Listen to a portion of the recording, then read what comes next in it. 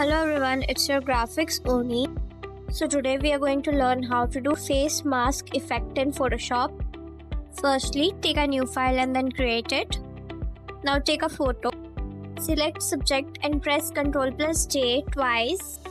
Now go on the image option and click on the adjustments. Then click on the black and white and click OK. Now right click on the layer and click on the convert to smart object. Now go on the filter option and then click on the liquify. Now brush it like this and click OK. Now go on the second layer and add a new layer. Press Alt and click to create a clipping mask. Now take the brush tool and brush it accordingly. And boom, it's done. Like and subscribe for more such videos.